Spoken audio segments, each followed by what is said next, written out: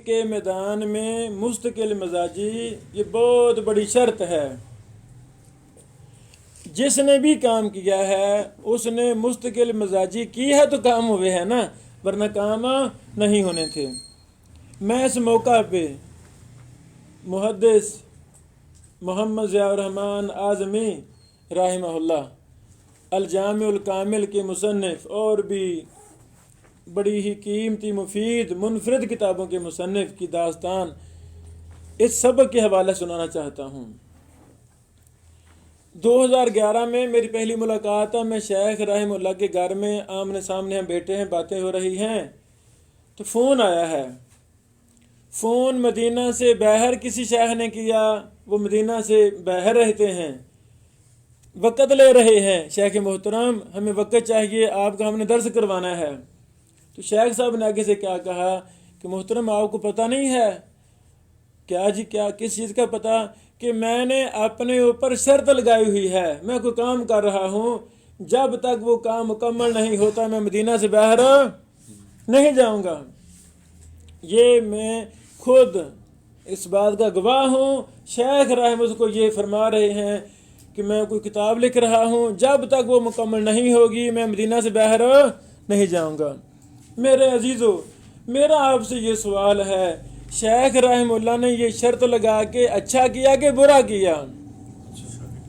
وہ نہیں نکلے، مدینہ سے باہر نہیں نکلے۔ او بھائی جان، کتنے علماء ہیں، جس شہر سے فون آیا وہ شہر میں کوئی علماء نہیں ہیں کہ نہیں ہیں؟ تو بھائی ان کو بلا کے درس دے لو نا، درس دلوانا نا، ان کو بلا لیں۔ میرے عزیزو، بڑے زیادہ علماء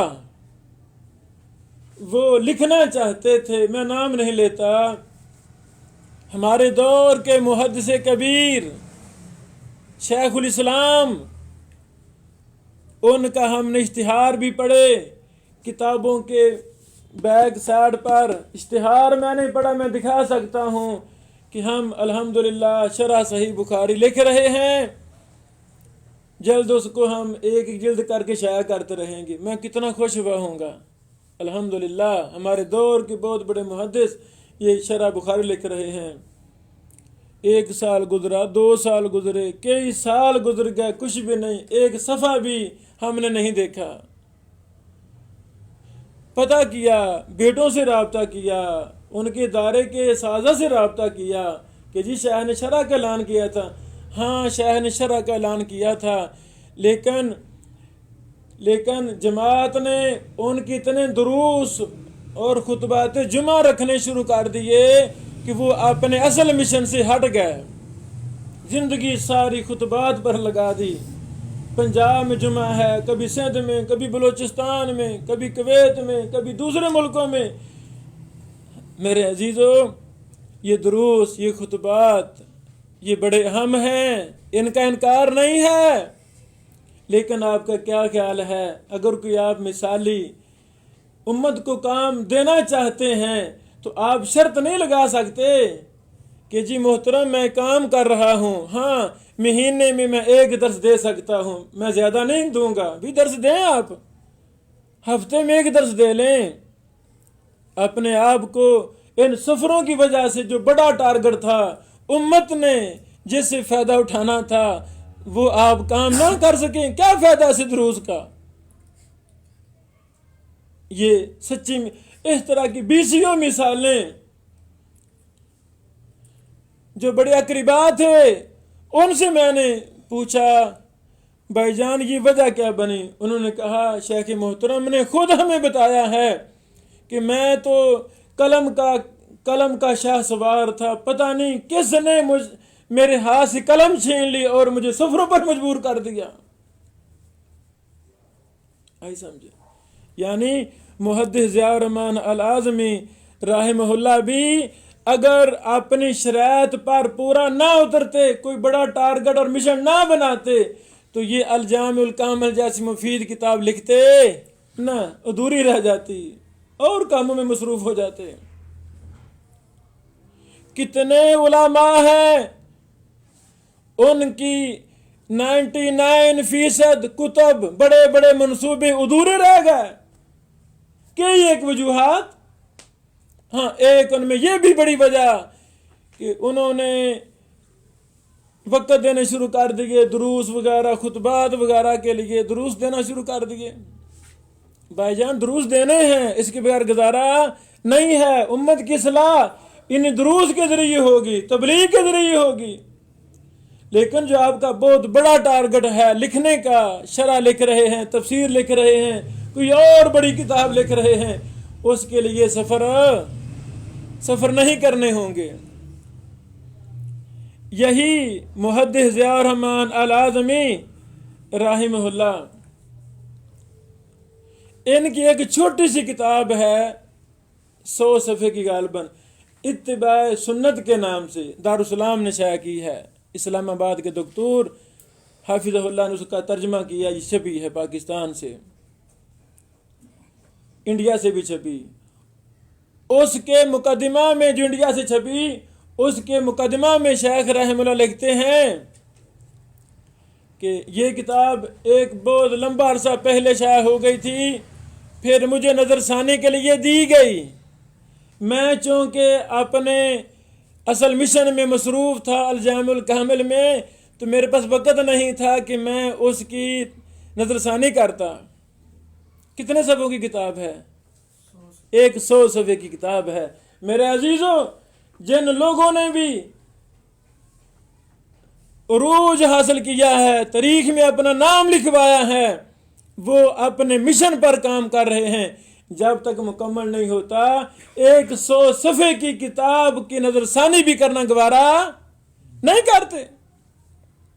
यही मुहद्दिस आज़मी राहिमहुल्लाह, इनके बारे अरबों में ये बात मशहूर है, अरबुल उलमा में, कि शेख राहिमहुल्लाह के पास जो मेहमान आते थे ना, शेख शर्त लगाते थे फ़कत 5 दक़ाइक़, कि मैं 5 मिनट दे सकता हूँ, ज़्यादा टाइम मैं दे सकता नहीं। मैं भी गौर करूँ, आप भी गौर करें। हमारी हमारे मजलिसों में कितना वक़्त हमारा ज़ाया होता है। जो 10 मिनट का काम था वो हम 10 घंटों में भी पूरा नहीं करते। इतनी हमारी बातें और फजूल किस्म की हमारी हरकत सकनात शुरू हो जाती हैं। अल्लाह अकबर। मियाँ नज़ीर हुसैन देहलवी रहमतुल्लाह की भी मैं मिसाल पेश करना चाहता हूँ। उनका एक मिशन था। मिशन क्या था? मैंने अफराद पैदा करने हैं, अफराद तैयार करने हैं। उनको जज की, काजी की भोपाल से दरखास्त आई थी, मियाँ साहब आ जाएं, इधर हमारी अदालत में हम आपको काजी बनाना चाहते हैं, जज बनाना चाहते हैं। तो मुझे बताएं, मियाँ साहब ने वो दरखास्त कबूल की, रिजेक्ट कर दी? फौरन कहा, भाईजान मोहतरम, अल्लाह को जज़ाए खैर दे, मुझे ये बोरिया नशीनी पसंद है, मैं कभी भी इसको छोड़कर जज बनना पसंद करता नहीं।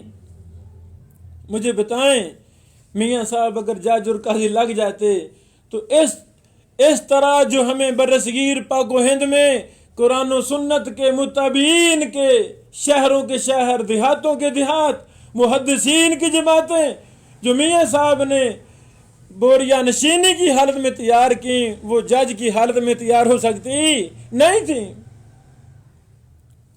हमें क्या अपना मिशन बनाना है, हमें क्या अपना टारगेट बनाना है। और ये मियाँ साहब जैसा ये अजीम काम कि जज भी काजी लग रहे हैं तो ठुकरा दिया है, ये कब होगा? कब होगा? जब इंसान में कोई लालच और तमा नहीं होगा, जब इंसान मुखलिस होगा, पैसे का हरीस नहीं होगा। एक इदारे में इसको 15,000 मिल रहा है, किसी स्कूल की जॉब में 50,000 मिल रहा है। ऐसे उलमा भागते हैं मदरसों से जैसे किसी पिंजरे में शिकार थे, आज वो आजाद हुए हैं।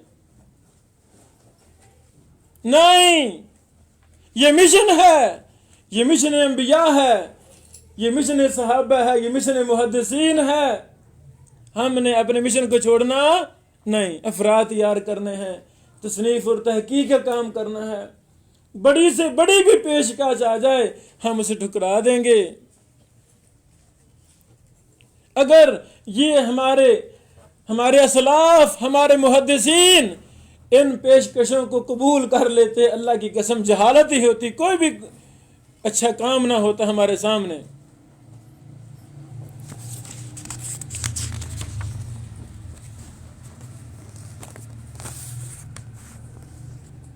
اسی سبق میں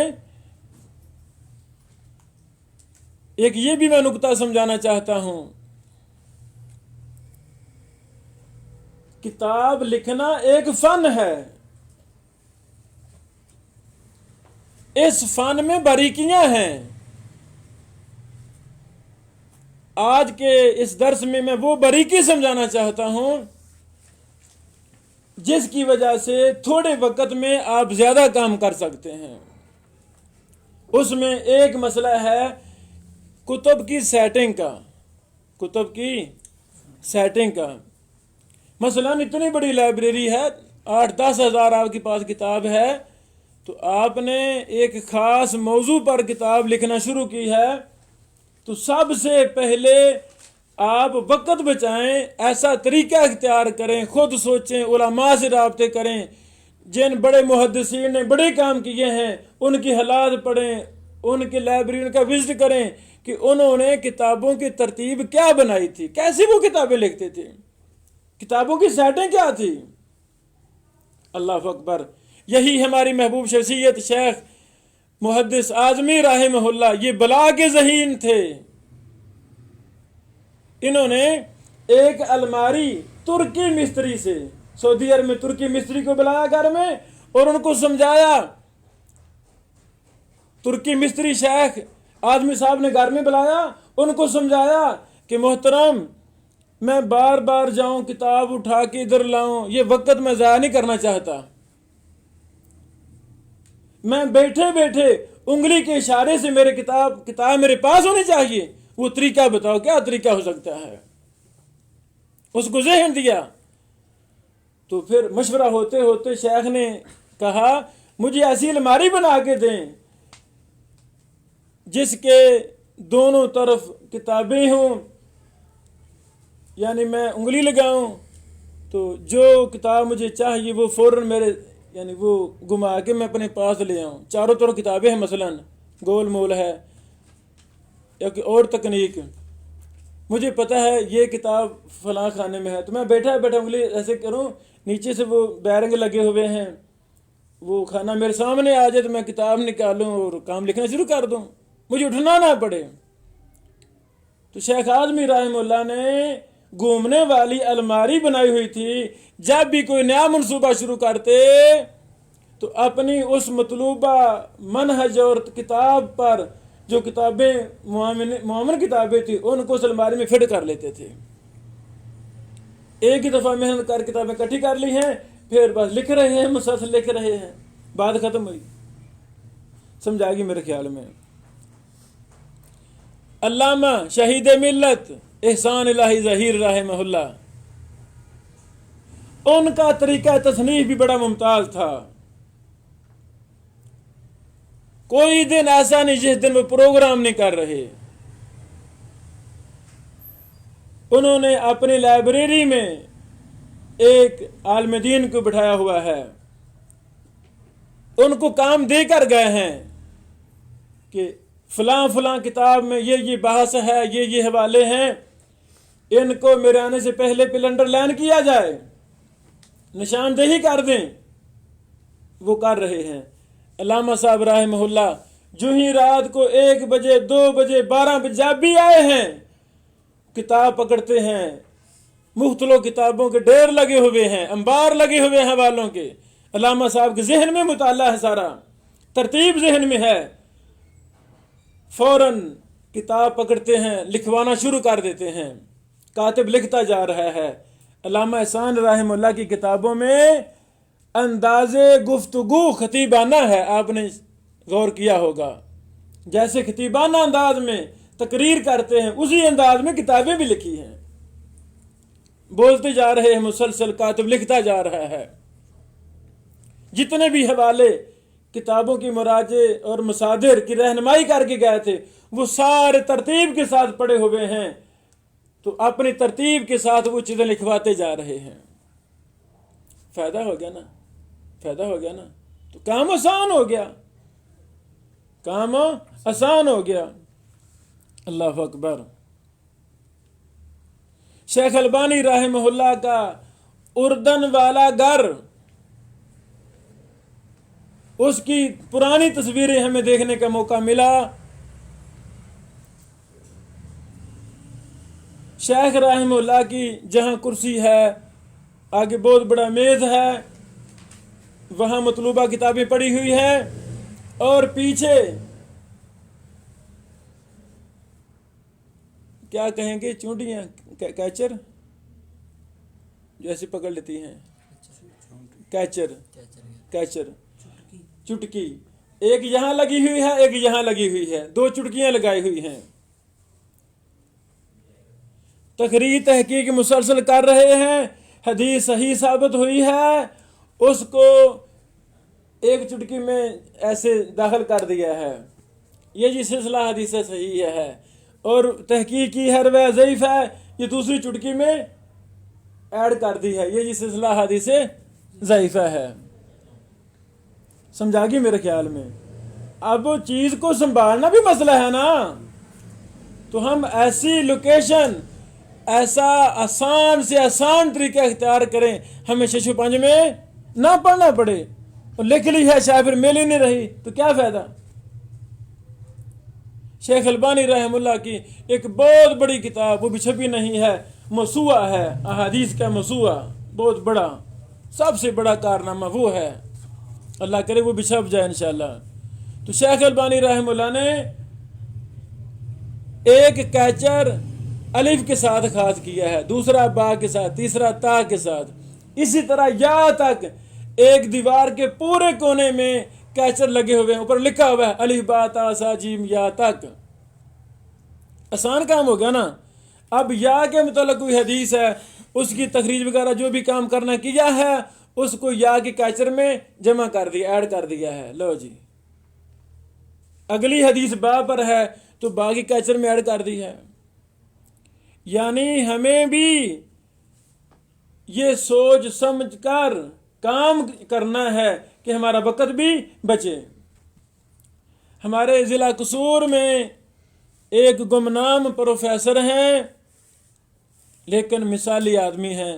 میری مراد ضلع تو شیخ پروفیسر سرور گوہر حافظہ اللہ. ابھی 2 سال سے ہمارے ان سے رابطہ ہوا، دعا سلام ہوئی.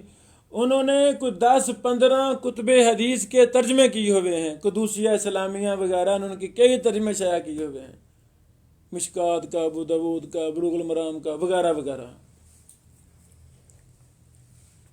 وہ لکھتے ہیں قلم کے ساتھ. انہوں نے مجھے دکھایا یہ شہادت کی انگلی یہ گھس چکی ہے، یہ گھس چکی ہے، نیچے ہو چکی ہے، اور یہ بھی انگوٹھے کا پورا بھی.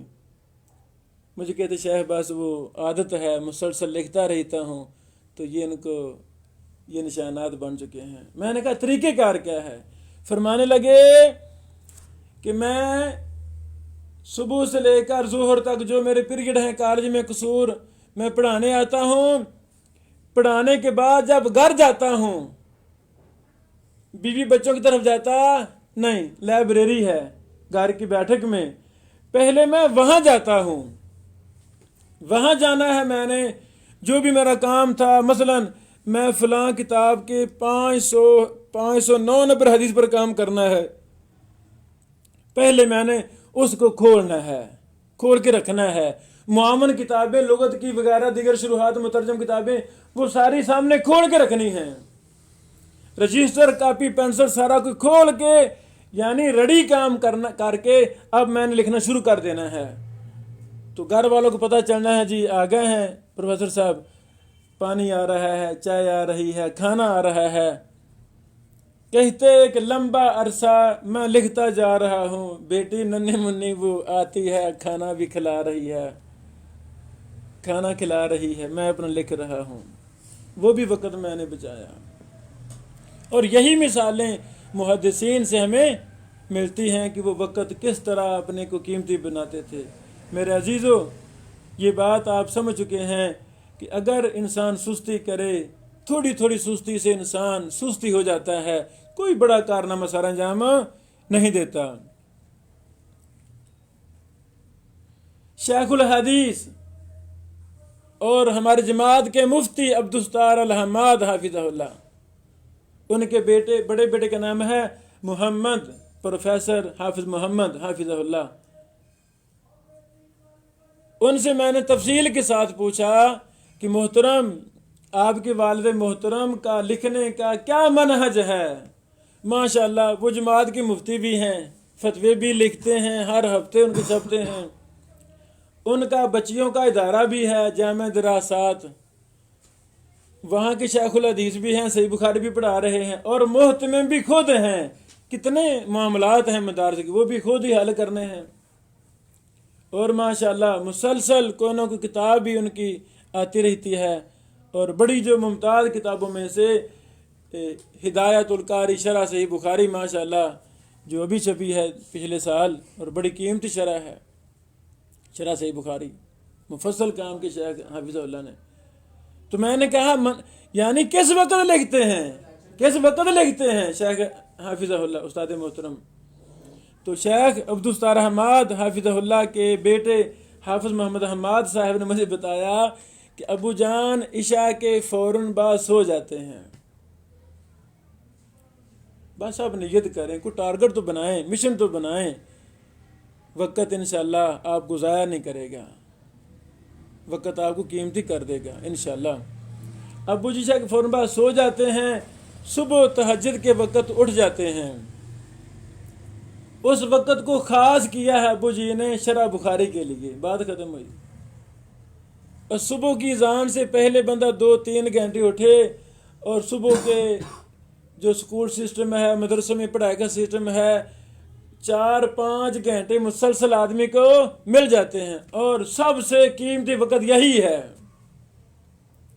تو ابو جی تہجد کے اٹھے، 2-4 نفل بھی جو اللہ توفیق دیتا ہے پڑھتے ہیں، دعائیں بھی مانگتے ہیں، پھر قلم لے کر شروع کر دیتے ہیں لکھنا، اور صبح کے ناشتے تک مسلسل لکھتے رہتے ہیں۔ ابو جی نے اسی وقت میں شرح صحیح بخاری لکھی ہے میرے عزیزو۔ تو باقی پھر مدرسہ پڑھا بھی رہے ہیں، دیگر معاملات، فتویٰ بھی دن کو لکھ رہے ہیں، لیکن جو لمبا کام ہے، بڑا مشن ہے، بڑا ٹارگٹ ہے، اس کے لیے تہجد وقت کو خاص کیا ہے، اس وقت میں اور کوئی کام کرتے نہیں۔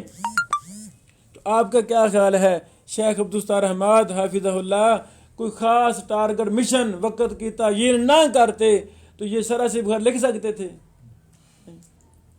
کتنے شیوخ ہیں جو بڑے بڑے اہل علم ہیں، اہل فضل ہیں، وہ ایسے کاموں میں مصروف ہو گئے ہیں، کچھ کو اولاد نے ضائع کر دیا، کچھ کو بیویوں نے ضائع کر دیا، کچھ کو پروگراموں کی کثرت نے ضائع کر دیا، لمبے لمبے سفروں نے ضائع کر دیا۔ نہیں، لفظ ضائع نہیں بولنا چاہیے۔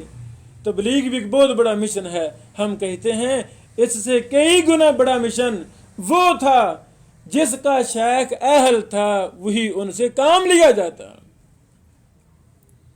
اللہ اکبر۔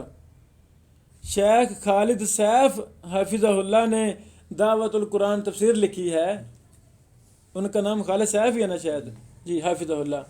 تو ان کے بارے میں مجھے ساتھیوں نے بتایا کہ حالانکہ جماعت الدعوہ کی کتنے کام ہوتے ہیں، سارا دن وہ کام بھی کر رہے ہیں، مسلسل باغ دوڑ، کتنے جو بھی ڈیوٹی کرتے ہیں، شیخ حافظہ اللہ نے یہ ساری تفسیر تہجد کے وقت لکھی ہے، وقت خاص کر لیا، بھی دن کو جو بھی کام کرنے ہیں، لیکن تہجد کو اٹھ کر میں نے اپنی تفسیر کو وقت دینا ہے۔ اللہ نے کتنا بڑا کام لے لیا۔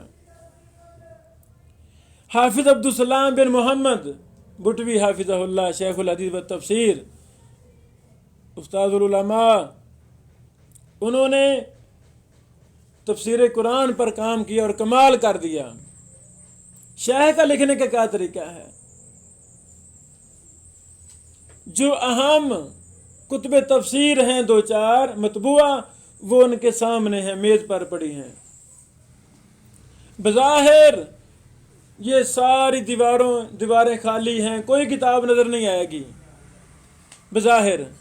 جو اہم کتابیں ہیں 2-4 وہ سامنے پڑی ہے دائیں بائیں، اور شاملہ سامنے کھلا ہوا ہے.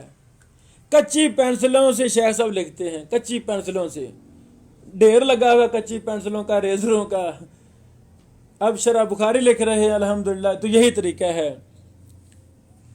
ایک اہل حدیث کی شرح سامنے ہے، ایک بریلوی مکتبہ فکر سے، ایک دیوبند مکتبہ فکر سے، اس طرح 3 شروحات سامنے ہیں. باقی ساری شروحات کہاں ہیں؟ شاملہ میں.